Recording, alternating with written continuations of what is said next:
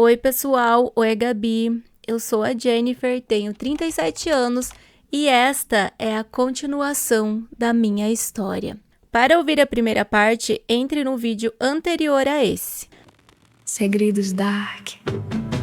Aqui, cada história tem valor, cada voz merece ser ouvida.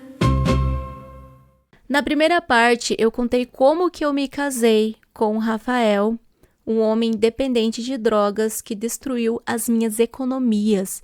Ele me afastou da minha família, me abandonou no dia marcado para o nosso casamento e anos depois ele quase me matou quando descobriu que eu estava me relacionando com uma outra pessoa. Eu consegui sair daquela casa, eu obtive uma medida protetiva e dei entrada no divórcio. Achei que depois de tudo que eu tinha vivido, nunca mais permitiria que alguém me tratasse mal. Mas eu estava enganada. Continuando a minha história, em maio de 2015, fazia aproximadamente 4 meses que eu havia me separado do Rafael e cerca de 1 mês que o divórcio tinha sido concluído.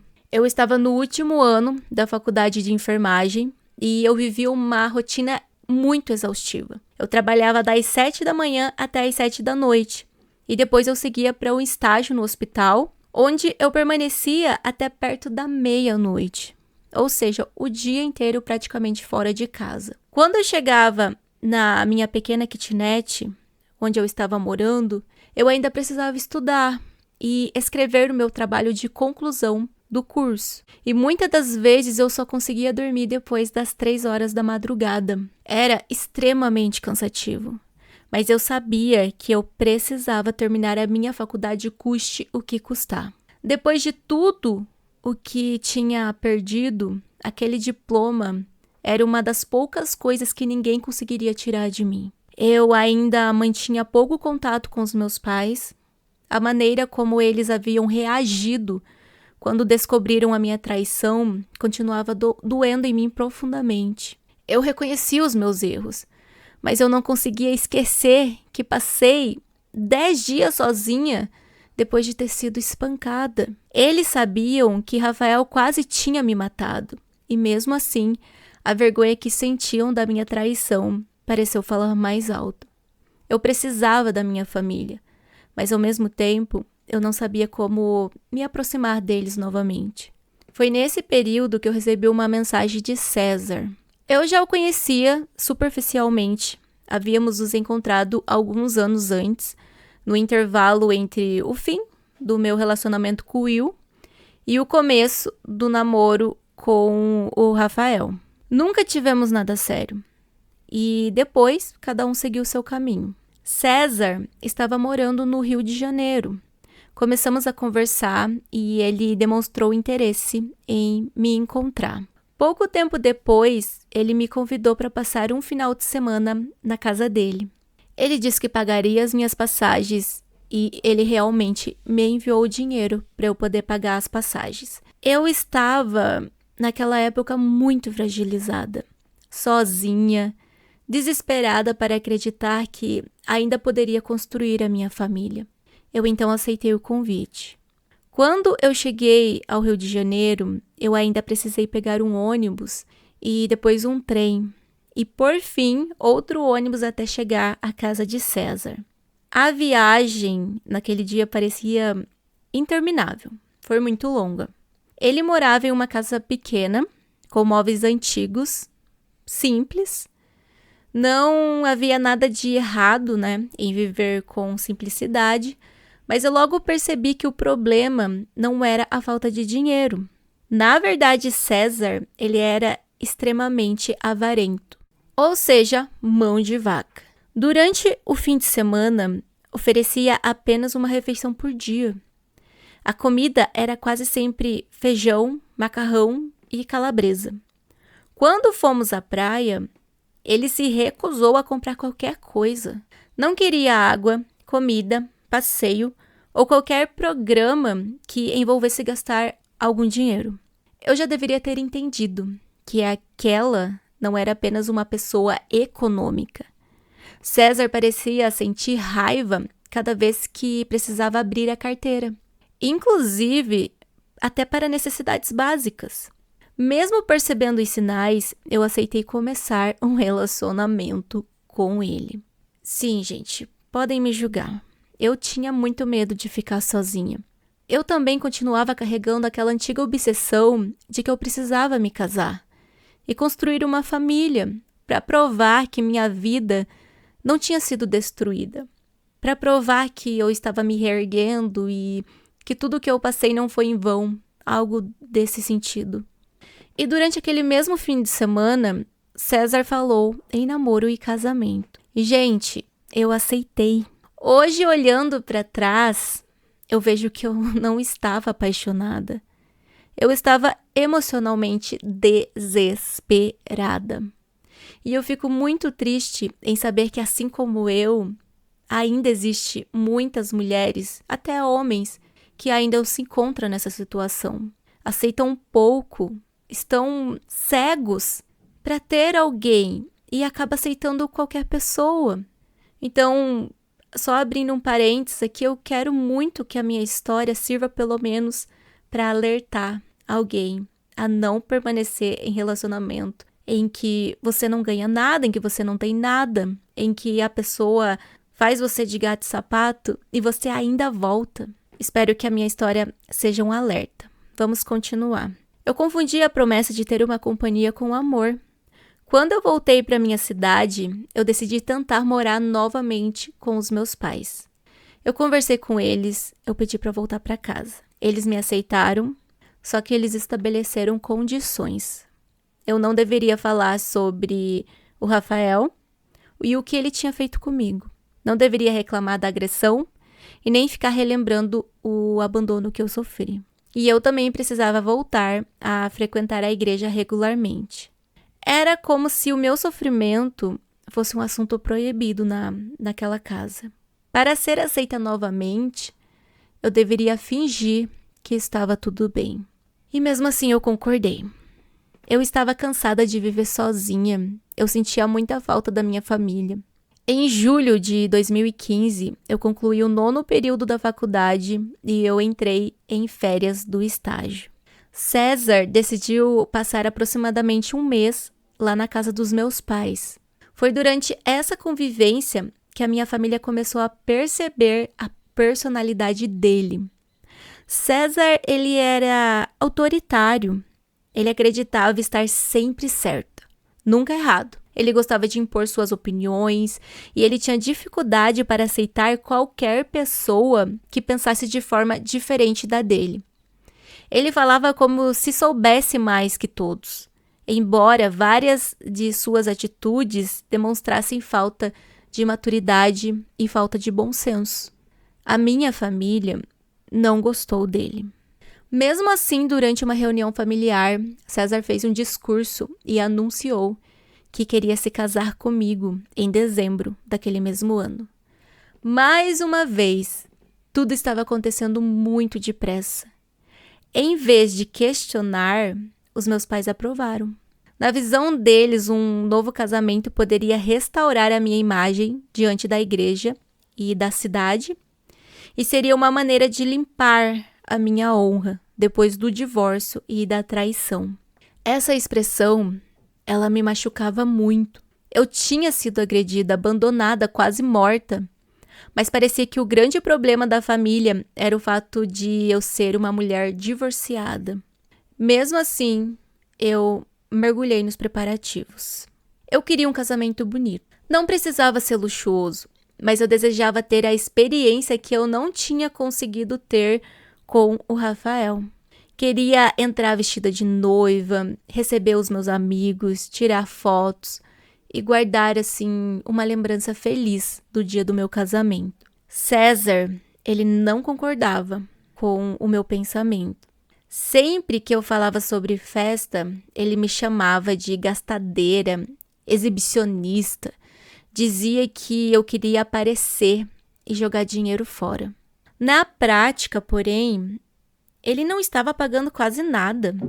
Eu trabalhava, vendia produtos para complementar a nossa renda e organizar tudo sozinha.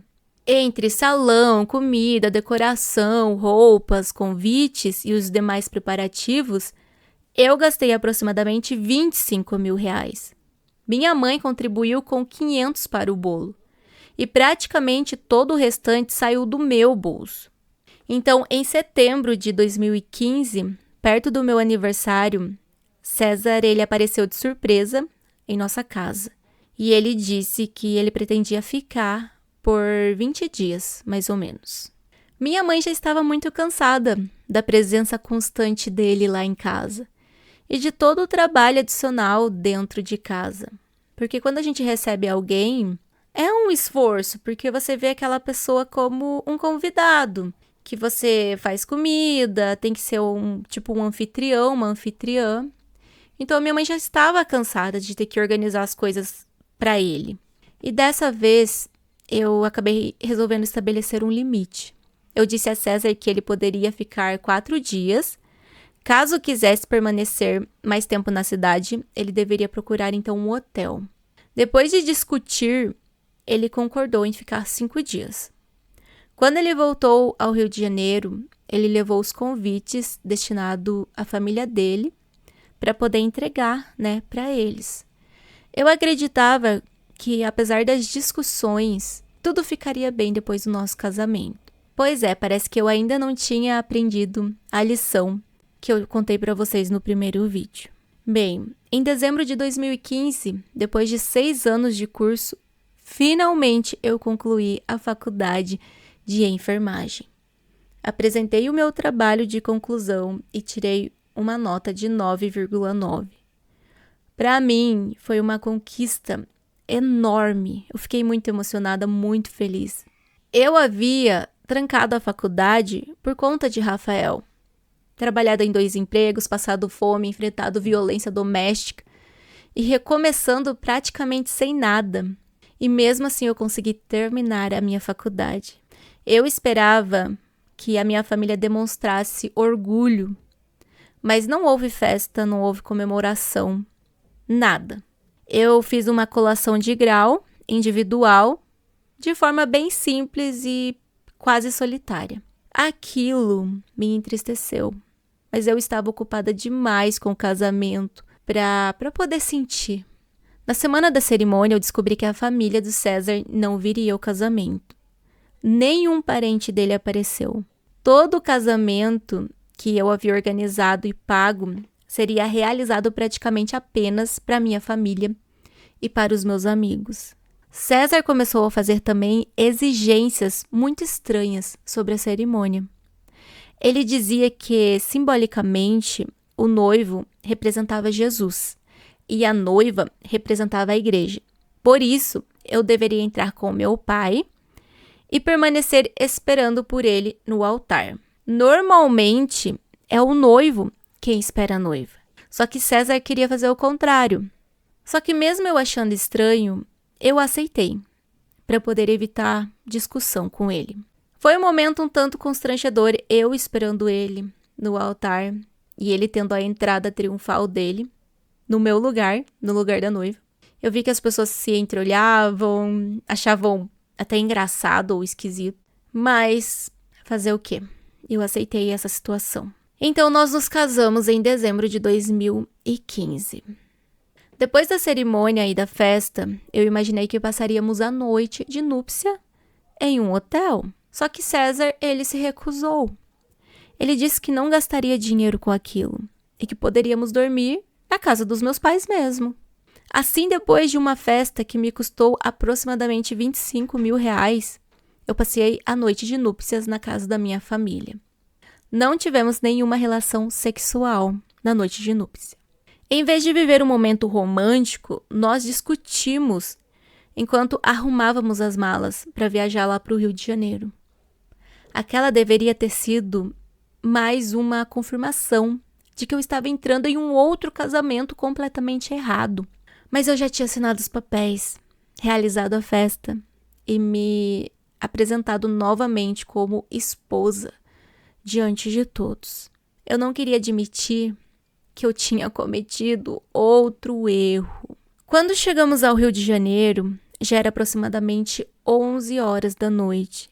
Estávamos com várias malas e ainda faltava quase 2 horas de transporte público até a casa de César. Mesmo naquele horário, ele insistiu que deveríamos seguir de ônibus.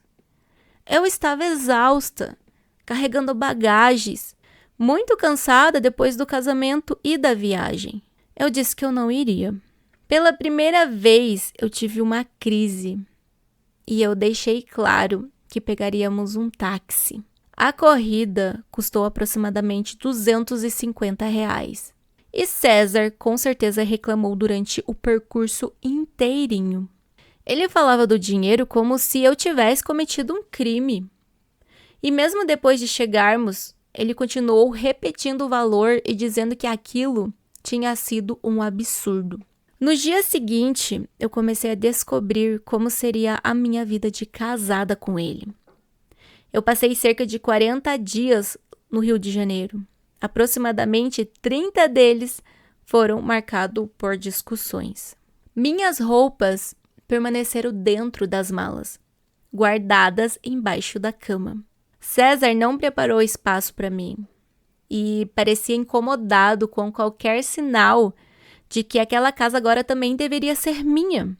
A alimentação, então, nem se fala, era péssima. Ele comprava produtos de qualidade muito baixa, apenas porque eram mais baratos. E em vez de leite, ele trazia bebidas feitas com soro de leite. Comprava pão velho e evitava carnes vermelhas. A casa não tinha filtro, mas ele se recusava a comprar água. Eu precisava beber diretamente da torneira. Não era uma questão de dificuldades financeiras. César tinha condições de oferecer uma alimentação adequada. Ele simplesmente não queria gastar. Ele era um muquirano, ele era um mão de vaca. Em cerca de 2 meses, gente, para vocês terem uma noção, eu perdi 10 quilos. Eu pesava aproximadamente 58 quilos e eu cheguei aos 48. Eu também queria procurar um emprego. Eu tinha acabado de concluir a enfermagem e eu precisava começar a minha vida profissional. Só que César, ele não permitia. Ele dizia que eu deveria ficar em casa e que não precisava trabalhar. Ao mesmo tempo, não me dava dinheiro, nem para as necessidades mais básicas. Eu fiquei sem crédito no celular e quase sem acesso à internet.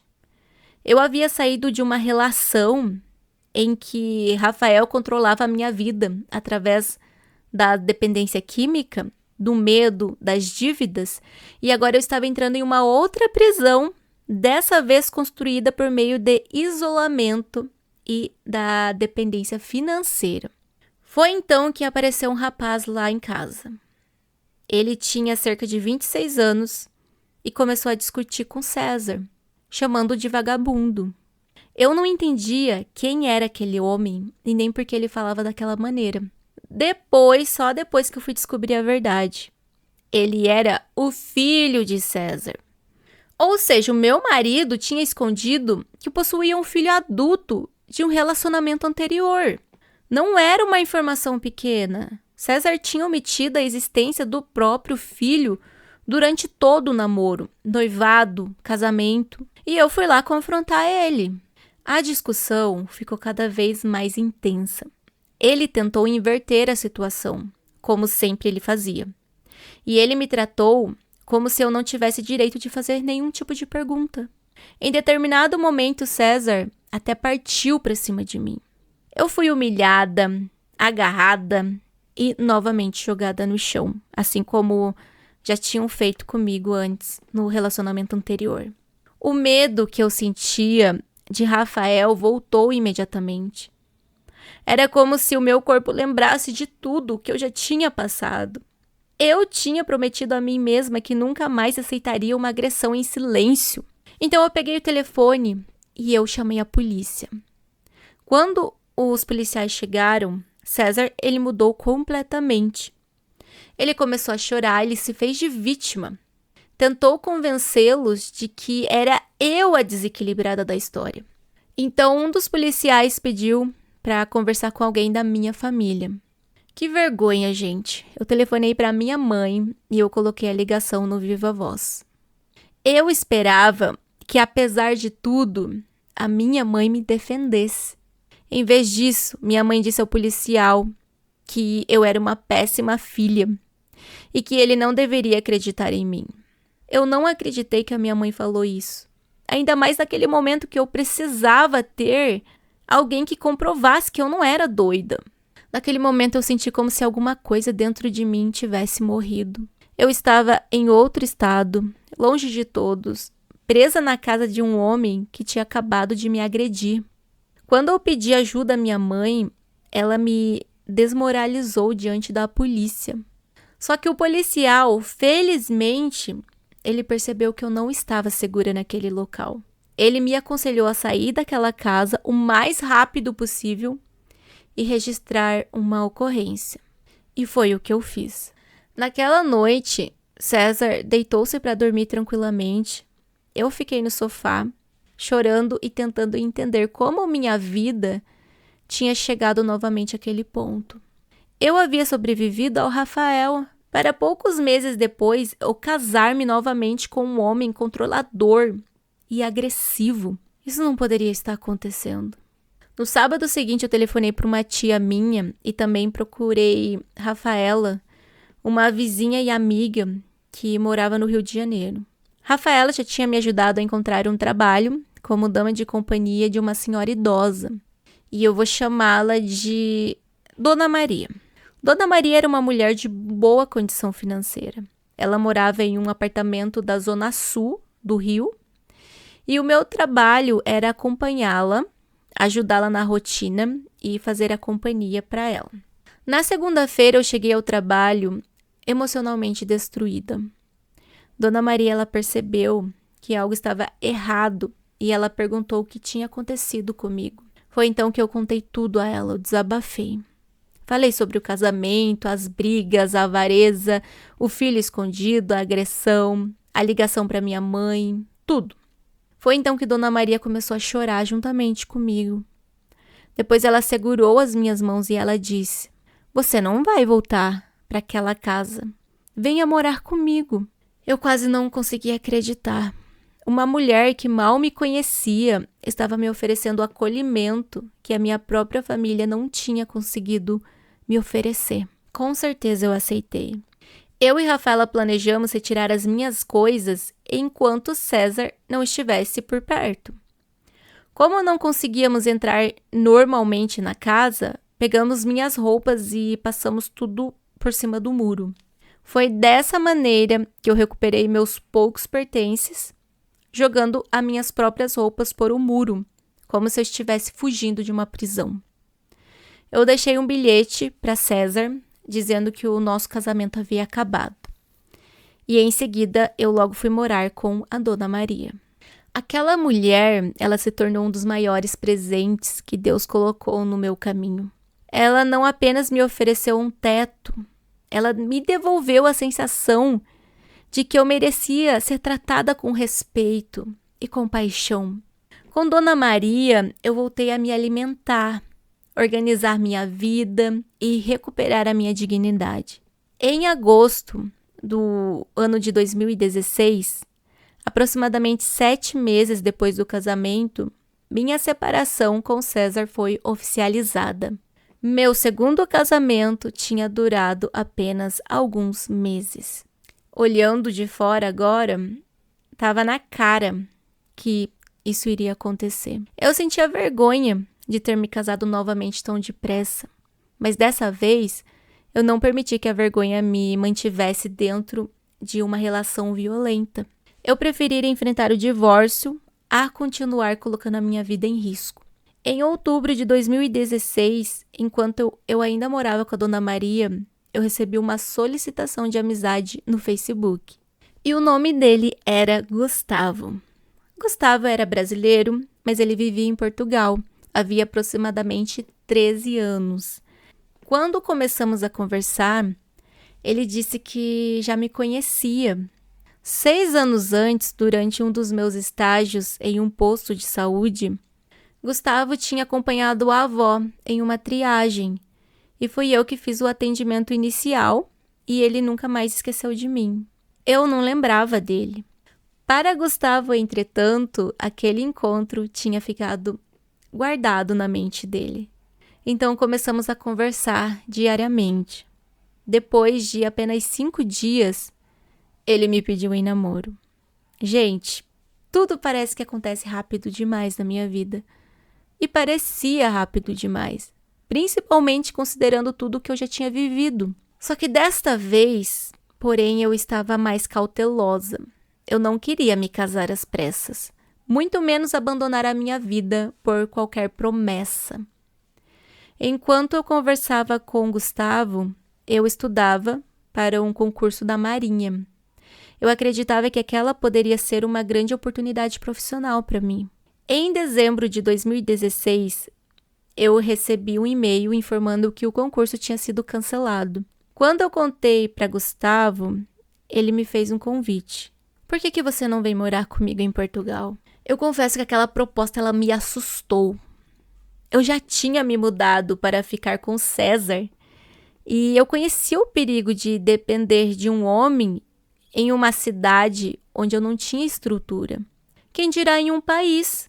Mas a situação com Gustavo era diferente em vários aspectos. Ele tinha uma vida estável, apartamento, carro, trabalho. Também não me pressionava para abandonar a minha profissão. Então eu passei algum tempo avaliando tudo, toda a situação. Eu usei as minhas economias para providenciar o passaporte, comprar a passagem e organizar os documentos. Eu não queria depender totalmente dele. Eu precisava chegar em Portugal com algum dinheiro e condições de retornar ao Brasil caso alguma coisa desse errado. Então, em fevereiro de 2017, despedi-me de Dona Maria e de Rafaela e foi, gente, uma despedida muito dolorosa. Dona Maria tinha me acolhido quando eu estava quebrada. Ela tinha feito por mim algo que jamais esquecerei. Antes da viagem, eu passei aproximadamente 30 dias na casa dos meus pais. Nossa relação ainda tinha muitas feridas, mas aquele período iniciou uma aproximação. Em março de 2017, aos 27 anos, eu embarquei para Lisboa. Quando atravessei a área de desembarque do aeroporto, Gustavo estava me esperando com flores. Não encontrei um homem irritado por ter gastado dinheiro com transporte e nem alguém reclamando do peso das minhas malas. Encontrei uma pessoa feliz por estar me recebendo. Gustavo tinha apartamento, carro e uma vida muito organizada. Desde o início, ele me tratou já como parceira. Eu também não queria ficar parada. Como minha formação de enfermagem exigiria processos de reconhecimento, regularização, eu comecei a trabalhar como cuidadora particular de idosos. Era uma área próxima daquilo que eu já conhecia e me permitiria conquistar minha própria renda. Nossa convivência era muito tranquila. Depois de tantos anos associando relacionamento a medo, gritos, humilhações, eu até estranhava aquela paz. Às vezes eu esperava que Gustavo se transformasse de repente. Imaginava que em algum momento ele mostraria uma personalidade escondida, como havia acontecido com os demais. Mas o tempo passava e ele continuava sendo respeitoso, carinhoso e responsável.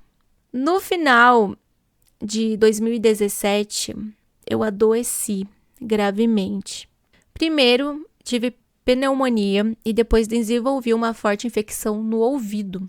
Como se não fosse suficiente, eu fui atingida por um vírus que provocou uma paralisia facial, conhecida como a paralisia de Bell. Todo o lado esquerdo do meu rosto ficou completamente paralisado.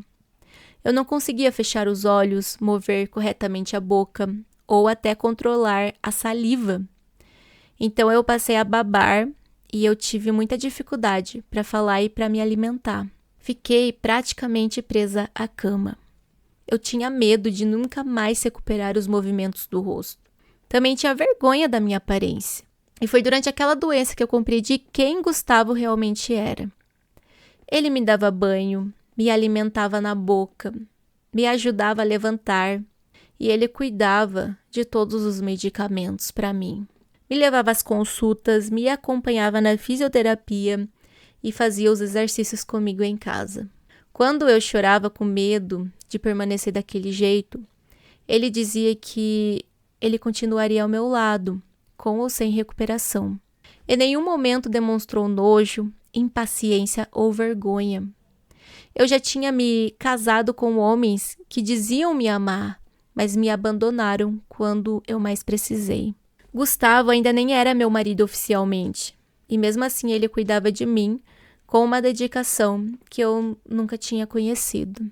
Em junho de 2018, depois de meses de tratamento, eu recuperei totalmente os movimentos do rosto.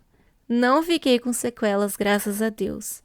O meu divórcio de César também foi finalmente regularizado no Brasil, por intermédio de um advogado. E agora eu estava legalmente livre para me casar novamente. Só que dessa vez não houve pressa, imposição religiosa ou medo de julgamento. Eu me casei com Gustavo em uma cerimônia realizada em uma praia de Portugal. Meus pais viajaram para participar e vê-los ali teve um significado para mim muito profundo. Nossa relação não tinha apagado todas as dores do passado, mas estávamos tentando reconstruir os vínculos. Depois do casamento, viajamos em lua de mel para a Polinésia Francesa. Era difícil acreditar que aquela mulher que um dia passou fome, viveu sem água e energia e precisou fugir com as roupas por cima de um muro, estava conhecendo um dos lugares mais bonitos do mundo, ao lado de alguém que de fato a respeitava. Com o tempo, eu e Gustavo compramos um apartamento juntos em Portugal. Não era uma casa construída em terreno de parentes, nem um imóvel no nome de outra pessoa, como tinha acontecido no passado. Era um lugar nosso, um apartamento nosso. Pela primeira vez eu estava construindo algo ao lado de um homem que também assumia responsabilidades. Em dezembro de 2019, eu descobri que eu estava grávida. Pouco depois recebemos uma surpresa. Não era apenas um bebê. Eu estava esperando gêmeas. E em julho de 2020, nossas 2 filhas nasceram. Quando segurei minhas meninas pela primeira vez, eu pensei em tudo o que eu tinha vivido. Agradeci por não ter tido filhos nos relacionamentos anteriores, não porque crianças fossem um problema, mas porque teria sido muito mais difícil romper aqueles ciclos se houvesse filhos envolvidos. Agora eu tinha minhas meninas dentro de um lar seguro, ao lado de um pai presente e muito amoroso. Durante a pandemia, permaneci afastada do trabalho por causa da licença maternidade e de questões médicas. E foi nesse período que eu e Gustavo conhecemos a história de uma brasileira que tinha sido enganada no exterior. Ela chegou acreditando em determinadas promessas, mas ela acabou abandonada e em uma situação de extrema vulnerabilidade. Corria o risco de ser jogada nas ruas e até explorada sexualmente. Quando soube do que estava acontecendo, eu lembrei imediatamente de Dona Maria. Lembrei-me da tarde em que contei a minha história para aquela mulher, sem obrigação nenhuma. Ela abriu a porta da própria casa para mim. Dona Maria não perguntou se eu tinha cometido erros. Não exigiu que eu provasse que merecia ajuda. Ela apenas me acolheu. Eu conversei com Gustavo e decidimos fazer o mesmo. Abrimos nosso apartamento para aquela brasileira. Oferecemos abrigo, alimentação e segurança até que ela conseguisse reorganizar a própria vida. Foi a minha maneira de devolver ao mundo uma parte do bem que Dona Maria tinha feito por mim. A minha relação com os meus pais, ela melhorou. Ainda existem marcas que não desaparecem completamente. Não esqueço a ligação em que minha mãe disse à polícia que eu era uma péssima filha. Mas também precisei reconhecer que minha família foi criada dentro de uma mentalidade mais rígida, cercada por vergonha, religião e preocupação com a opinião alheia. Isso não justifica o que eles fizeram. No começo, eles também tentaram abrir os meus olhos e me tirar das situações difíceis, e eu acabei não dando importância para isso. Mas toda essa situação agora me ajudou a compreender parte do comportamento, tanto deles quanto o meu. O meu irmão também me procurou para pedir perdão por não ter estado ao meu lado quando eu mais precisei. E na época, ele já era pai de um bebê de 5 meses. A paternidade fez com que ele enxergasse muitas coisas de outra maneira. E então nós nos reaproximamos. Dona Maria continuou fazendo parte da minha vida. Nós mantínhamos contato frequente e ela chegou até a me visitar em Portugal. Ela conheceu a minha casa, meu marido, minhas filhas, e para mim a Dona Maria nunca foi apenas uma patroa. Ela se tornou família. Quando olho para trás, não sinto orgulho de todas as minhas escolhas, não. Eu fui sim impulsiva, traí, afastei-me de pessoas que me amavam. Eu entrei em relacionamentos sem estar emocionalmente preparada. Também permiti que o medo da solidão e a necessidade de aprovação comandassem a minha vida. Depois de Rafael, eu deveria ter parado. Eu precisava ter feito terapia, reconstruído minha autoestima e entendido por que eu aceitava tão pouco. Ao invés disso, eu corri para César, porque eu queria provar que ainda era digna de casamento. Queria substituir rapidamente uma história ruim por uma história bonita. E eu acabei entrando em outro pesadelo. A diferença é que no segundo casamento, reconheci a violência muito mais cedo. Quando César me jogou no chão, eu não esperei anos para relatar o que tinha acontecido. Chamei a polícia, registrei a ocorrência e com a ajuda de Rafaela, minha amiga, e de Dona Maria, eu consegui me libertar dessa situação.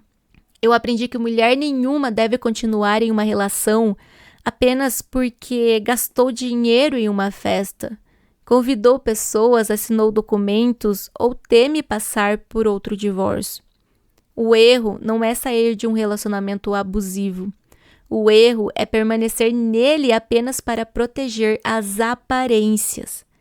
Eu também aprendi que família não é formada somente por sangue. Em alguns dos piores momentos da minha vida, pessoas que quase não me conheciam fizeram por mim o que meus parentes não conseguiram fazer. Durante anos achei que eu precisava ser escolhida por um homem. Hoje eu sei que a primeira pessoa que precisava me escolher era eu mesma. Eu precisava escolher minha segurança, minha dignidade e minha paz. Minha história não terminou quando eu me divorciei de Rafael. Também não terminou quando eu fugi da casa de César. Na verdade, a minha verdadeira vida começou quando entendi que eu não precisava aceitar sofrimento para merecer amor. Hoje, quando eu olho para Gustavo, para as nossas filhas e para o lar que construímos, não penso que um homem me salvou. Dona Maria me estendeu a mão, Rafaela me ajudou e Gustavo caminhou ao meu lado. Mas fui eu quem precisou decidir levantar. Fui eu quem atravessou o muro, recomeçou em outro país, voltou a trabalhar e enfrentou o medo de confiar novamente. O passado deixou cicatrizes, sim, mas já não controlam mais a minha vida. Durante muito tempo, fui conhecida como uma mulher abandonada, traidora, divorciada e até problemática. Hoje, eu sou a Jennifer. Sou enfermeira, esposa, mãe, amiga e uma mulher que sobreviveu. Oi, gente, a Gabi aqui. Deixe nos comentários o que você achou da história da nossa depoente de hoje. Se você não viu a primeira parte, está em um vídeo anterior a esse, então corre lá para ver. Curta esse vídeo, hype o vídeo, aperte o sininho para receber as nossas notificações e compartilhe com a gente o que você achou desse relato. Obrigada por todo o apoio de vocês e espero que esse vídeo faça a diferença na vida de alguém. Um beijo e até o próximo vídeo.